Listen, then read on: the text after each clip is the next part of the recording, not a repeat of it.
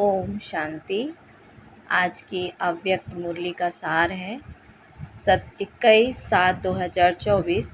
Revise है मुरली 16/12/2000। आज बाबा ने कहा, साक्षात ब्रह्मा बाप समान कर्म योगी फरिश्ता बनो, तब साक्षात्कार शुरू हो। साक्षात ब्रह्मा बाप समान कर्म योगी बनो, तब साक्षात्कार शुरू हो। जिस बाप को ऋषि मुनि तपस्वी नेति नेति कह के चले गए, उस बाप को ब्राह्मण संसार की भोली भाली आत्माओं ने जान लिया, पा लिया।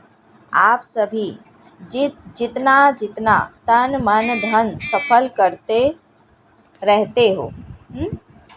बाबा ने कहा कि आप आत्माएं जितना तन मन धन सफल करते रहते हो, उतना ही सफलता के सितारे बन गए हो।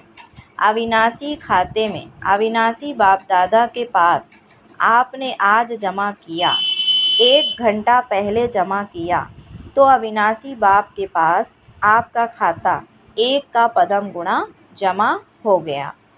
फिर कहा, अभी तक कई बच्चों को खिलौनों से खेलने बहुत अच्छा लगता है। छोटी छोटी बातों के खिलौने से खेलना, छोटी बात को अपनाना, यह समय गंवाते हैं।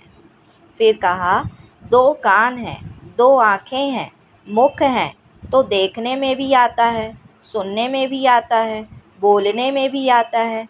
लेकिन बाबा कहते कि बाप का बहुत पुराना स्लोगन है, सदा याद रखो, देखते हुए भी नहीं देखो, सुनते हुए भी नहीं सुनो, सुनते हुए भी नहीं सोचो, सुनते हुए अंदर समाओ, फैलाओ नहीं।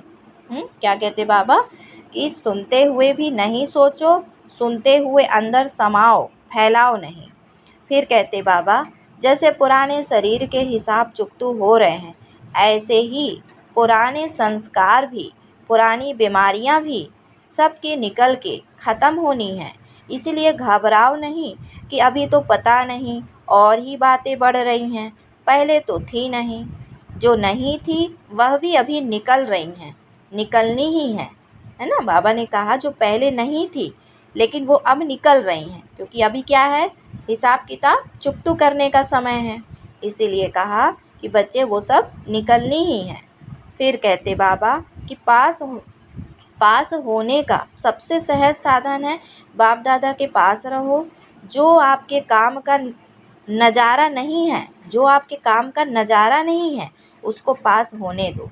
पास रहो, पास करो, तो क्या होगा, पास हो जाओ। बाबा कहते क्या हो जाएगा, पास हो जाओगे। अगर बाबा के पास रहोगे, जो नज़ारे काम के नहीं है उसको पास करते रहोगे, तो और बाप दादा के पास रहोगे तो पास हो जाओगे। बाप दादा से रोज़ अमृत वेले कर्म योगी फरिश्ता भाव का वरदान लेके फिर कामकाज में आओ। बाबा ने कहा, बाप दादा से रोज़ अमृत वेले कर्म योगी फरिश्ता भाव का वरदान लेके फिर कामकाज में आओ। फिर वरदान दिया आज बाबा ने कि शुभ चिंतक स्थिति द्वारा सर्व का सहयोग प्राप्त करने वाले सर्व के स्नेही भाव। शुभ चिंतक स्थिति द्वारा सर्व का सहयोग प्राप्त करने वाले सर्व के स्नेही भाव।